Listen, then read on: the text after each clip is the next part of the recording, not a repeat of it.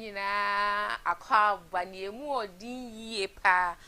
eja etia to the by fi de kase we so ye attention TV so what you see any de he mo PSC Friday night any oboja ye boegu ni emu odin yie pa ne mo say mo PSC na natele mbaje makunya ne say dia na na me be fire aka fire lady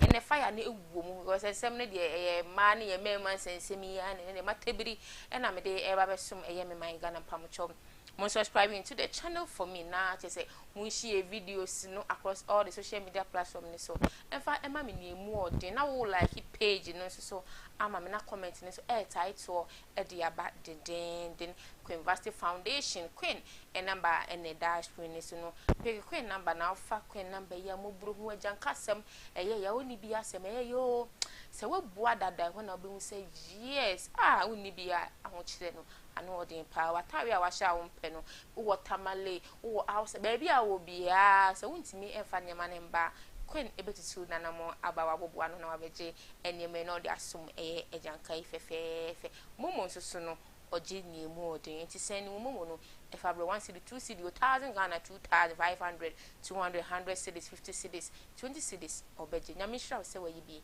de aboa ejankai ena ensembe na eda epon so asabi me no ye ba be wo ne entwetwe de Friday night as boja in the dru sa de ne outing na ye emabaawa no ene chese emrantie no ne esebi na ye fa be wo so koyo beda ne ye agi ne ye paape ena ensem no enya ye bra panyi ene medical etwetwe nkomo bi no mtwetwe nkomo na ne ba ye ne be da ye fella makafi ni oni na damfo se wati ase sister Debbie nsemi ya ohwe ni free medical nsemi okọ share ho na emu odi medical sa ono de oni sister Debbie ejaye no daabi ne ho mframa kra mfa ne ho ene e bola shukura wenjia ne da sebi okwakodun shukuru hu sister Debbie ene ni fun shukura no sister Debbie nye de ebe e ma so ne dayem kra ma so anya bia na natili mi bi sa wo say yes say wono x esanso keep on communicate sinana ana say yes so say mumu ate no se bia wo hwa bia me fa wo fie na mape bibia bia akosia ene ede na wanu ene de man hye na no aduane bia o ne say we na me no ne me ba na bedidi ya na fa comment no ebra na me redi emfa emaw na se me so magi mekunya nso me so me ba be kire madwen na emu odin wes de oni ni ejaya obefre me ayede dabi o mi amisi hei my boyfriend me ni wajai de enam so bia ye jaye no ye de to ye normal life aye bono because medical any sister Debbie asem we no a very serious issue until let's bring it down to our level yen so yabra bom no ne e koso no you should take their issues ne so fam na edim wono boy ejai no watwe phone na wafro abena na eti sen eyo na onam he ebi ame wo ha onu ja he ne kra no na bi akofo oba fufuro e na oni oba ne so ana so akofo oba ma fufuro na oni oba ma no wo jenti adada ofre wo na mko hia ye na mu di nkomo ene agi bibi kakra ne na waje na wokọ ha no afre obi wo kra ne very late go ti mi fro ene 11 because wo na wa masa chance nje se nkomo didie na ye de ebe e koso na emu odin yie pan ene brako ekwa ye dey sisi ekwa na me pon adwuma ebayo mama ndwa wi na se me dwa wi na me no abekasa okay na so ye dey me nkwa na me wo fi nti wi afre me na ene brako ekwa twini phone Belinda na wa wi ne ye brako ekuma wi na nyumre dey na ekos ene de menya hwi ene de say Saturday na he na abekọ de fa me na fa ni pie kakra nze me ko gigi mani kakra makoto na ne ma wi bia na mko enkomodi die ne so koso ne course ne koso na mo communicate no mo hu eno na twetwe da eba fa comment ne bra na me read ema because minim say sa dey most of girls no any chese guys no they are going through a lot it happens enti enhwema na twetwe sa na ema ni nyina aba na de na eba na ene mu miensa nwomu sukwai na wafro na wadi na chi na makoha obi so wo hokra awale o wangwali wo ene wo ja wo by sebi mudi nkomodidie na sesa kopie hotel na mkopie na mkoye ho ye ton je ne wo ho ana ye ton ameko hotel da bi ye ton wo na wasan so asibiri waka so sebi wadi di tro esengu so anwalo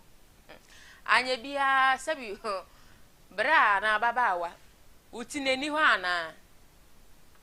uti na wo ho pa because wabu kwase obabu kwase obamabu kwase di wasimu se na awale no wanwale wakowale onyonko oba akowale onyonko beema na wasan so afro sometimes kwampo no e ma ni bitumi e call to the extent so ono woda na osan atua oka wanwale wo beema no but okoware ni kunu wie ye no osan timi ni wo yibi na wasan so yibi e de be e the amount. Does it make sense? Dwe ho na woni se ade a mi ye de na ye de be e de e bra mi ana se wo san do musu kon so asa ne ma we nyina oba da si ho kwan ma na ye eno so se ya no da so wo mi wiam de no so abegum fa comment ne bra na mi ready emfa ema because kwase ebu ehwe ya pa nhwema so na twetwe enyum de ba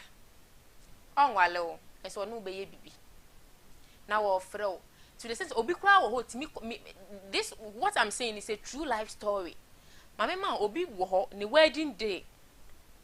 na ne ka na ba ni kunu aba beduru asori dem ho mostly na ya mba no edikan ebi wo ho ama ne dikan na be ma no so wo nso so be ma no ne kotwen oba no e wo ansori bi wo ho isu no bia ne the doctrine of the church asori bia ne mbra omoye no be me ya ba ya twen obai emaye bridesmaids fu nyina ba be sentan omu nyina ba beduru na me hwe me yira mi hunu sa na one ne ex eda hotel anso no be ware no wa kwa masabi yadi na ansa ene wo ba be ware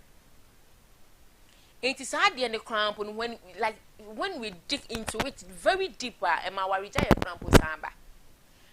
woda wo kuna chi no anasa woda wo yira chi no usan ko esan sabi ene o ex ne ekoda woni ne koda da mu odin yie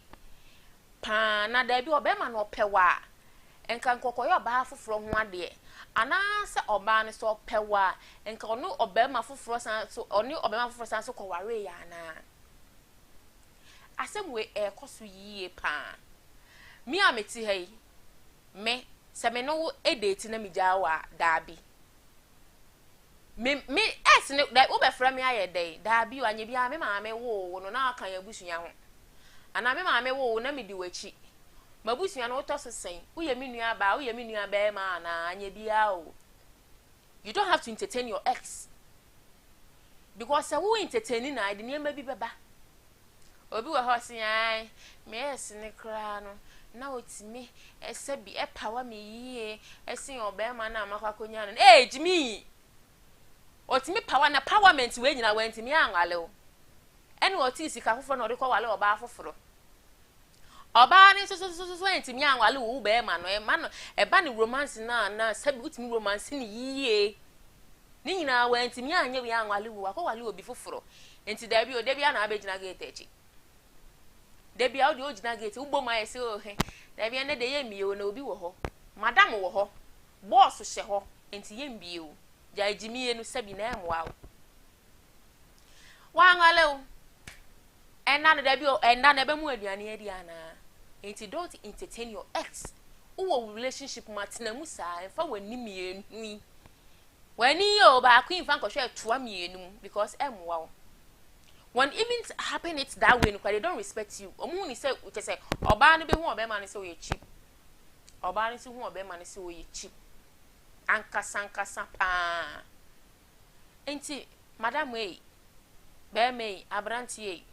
pa chow say ono oba na tena na se mu jaya keep your distance ma ekwan emirem enfre no obi timi ko far away 12 ADDO me neighbor what is going on oda we re to ho sabi na wo san so efre wo s o meye dem ma da bi o wani nso ne okofa na wani nso obi ho si ai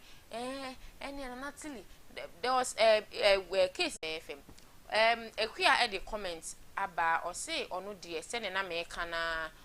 ese be ma no na emu eyemre but odi bibiechi na ma ne ejai no se sika echinti den na ode ebeye akua na me ba be kan say de bia obetimi atwe ho afiri ho no me de ba betudwa na wo so wetimi asolve o problem enough enso se na ne girl no ene ne kasa anyhow enti na ojai no e de kofa oba foforo na empaso de na nka yehwa na ne ex no oya ade yie pa nti ema no ontimi ntwene ho emfa emfiri eye ne ex ne ho enough me ba me wura nso de na ma kire ne ebe ya nso so betimi atwe ho e de afiri ho ex ne ho asantewa enso so ese eye ne guy no je na opawa ne yie pa nti yese bibia na ko enti no ntimi entwene ho emfa Philip from Kaswa or kan ensembe o se ne girl no ni wompem a sebi eya na otimi etena ne so ride no ye enti no de okoto mu no ware no sebi bibi kakra ego fi enti ne mane course a ware no eho na ne esin de orane ne yenti still na no ogusu edi